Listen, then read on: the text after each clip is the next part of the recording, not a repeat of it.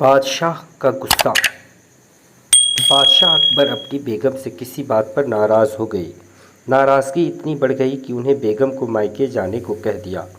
बेगम ने सोचा कि शायद बादशाह ने गुस्से में ऐसा कहा है, इसलिए वह मायके नहीं गई। जब बादशाह ने देखा कि बेगम अभी तक मायके नहीं गई है, तो उन्होंने गुस्से में कहा, तुम अभी तक यहीं हो, गई नहीं? सुबह होते ही अपने मायके चली जाना, वरना अच्छा न होगा। तुम चाहो तो अपनी मनपसंद चीज़ साथ ले जा सकती हो। बेगम सिसक कर जनान खाने में चली गई। वहां जाकर उसने बीरबल को बुलाया। बीरबल बेगम के सामने पेश हो गया।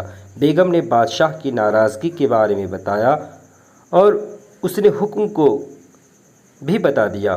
बेगम साहिबा, अगर बादशाह ने हुक्म दिया है तो जाना ही पड़ेगा, और अपनी मनपसंद चीज़ ले जाने की बाबत जैसा मैं कहता हूँ वैसा ही करो। बादशाह की नाराज़गी भी दूर हो जाएगी। बेगम ने बीरबल से कहे अनुसार बादशाह को रात में नींद की दवा दे दी और उन्हें नींद में ही पालकी में डालकर अपने साथ मायके ले आई और एक सुसज्जित स्नाकक्ष में सुला दिया। जब बादशाह की नींद खुली तो स्वयं को अनजाने स्थान में पाकर हैरान हो गए। पुकारा, कोई है?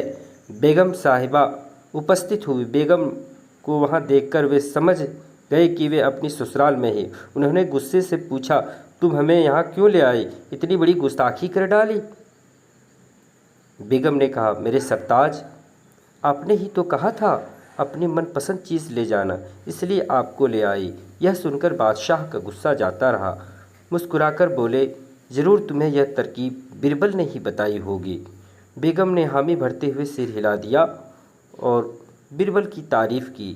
तो दोस्तों, ये कहानी समाप्त हुई। अगर हमारी कहानी अच्छी लगे और इस तरह की कहानी देखना चाहते तो हमारे वीडियो को लाइक और शेयर ज़रूर करें। मिलते हैं नई कहानी में।